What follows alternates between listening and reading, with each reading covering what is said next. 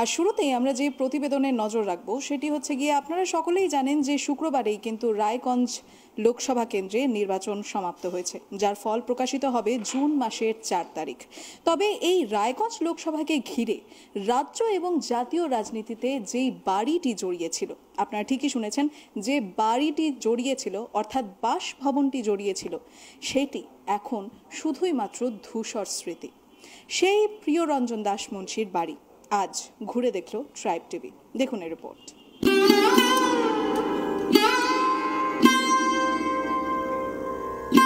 সালটা 1999। রায়গঞ্জ থেকে সংসদে নির্বাচিত হলেন তিনি।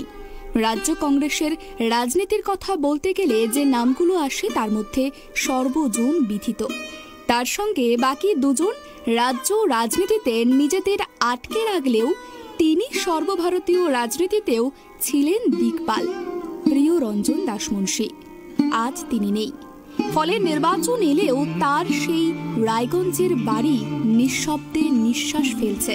আমার ভালোবাসার রাজপ্রাসাদে নিশুতি রাত গুমরে কাঁদে। আমরা যে বাড়িতে দাঁড়িয়ে রয়েছি, এই বাড়িটা ছাড়া রায়গঞ্জের রাজনীতি বা সর্বভারতীয় রাজনীতি যে ইতিহাস তা অসমাপ্ত থেকে যায়। তার কারণ এটাই রায়গঞ্জে প্রিয়রঞ্জন দাস মুন্সির বাড়ি, যার আলাদা করে পরিচয় দেওয়ার প্রয়োজন নেই। এক সময় নির্বাচন এলে যে কংগ্রেস কর্মীদের কোলাহলে সারাক্ষণ এই বাড়ি ব্যস্ততার একটা মুখর হয়ে থাকতো, আজকে সেই জায়গায় রয়েছে শুধুই নিস্তব্ধতা।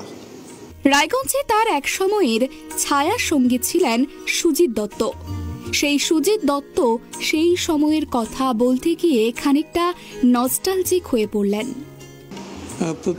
যারা আসতেন মালদা থেকে, দক্ষিণ দিনাজপুর থেকে, আমাদের জেলার যারা নেতারা, তাদের খাওয়া দাওয়ার ব্যবস্থা থাকতো, সেগুলো আমরাই অ্যারেঞ্জ করতাম। সে একটা দক্ষযোগ্য ব্যাপার আর কি।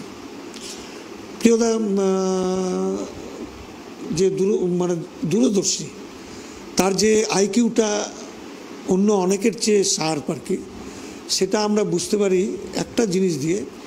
সেটা হচ্ছে তিনি খুব সম্ভবত 87 হবে, তিনি প্রদেশ কংগ্রেসের সভাপতি ছিলেন।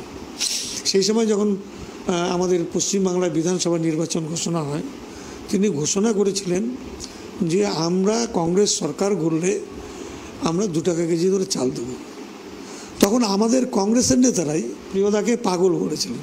ওরকম পাগল বলেননি, ওরকম টাইপের কথাবার্তা আর কি, যে এটা বাস্তব নয়।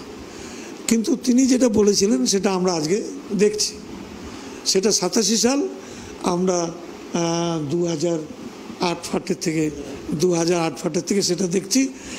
সেই আমাদের সোনিয়া গান্ধী, মনমোহন সিংয়ের ইউপিএ সরকারের থেকেই সেটা চালু হয়েছে এবং সেটা প্রিয়দা 1987 সালে চিন্তা করেছিলেন এবং সেটা উনি যদি জিততেন তাহলে চালু করতেন। একটা জিনিসেই আমরা বুঝে গেছি যে প্রিয়দার যে আইকিউ ছিল আর কি, সেটা অনেক নেতারই ছিল না। সেটা এটাই প্রমাণ করে যে তিনি কতদিন আগে মানুষকে 2 টাকা কেজি ধরে চাল দেওয়ার একটা পরিকল্পনা করেছেন। সেটা আমরা আজকে দেখছি, পাচ্ছে সবাই। This is the difference. তবে এবারের নির্বাচনে ভোট দিতে এসেছিলেন প্রিয় জায়া সর্বভারতীয় কংগ্রেস নেত্রী দীপা দাস মুন্সি। ছেলে প্রিয়দেবকে সঙ্গে নিয়ে ভোট দেন তিনি, কিন্তু ওই অবধি।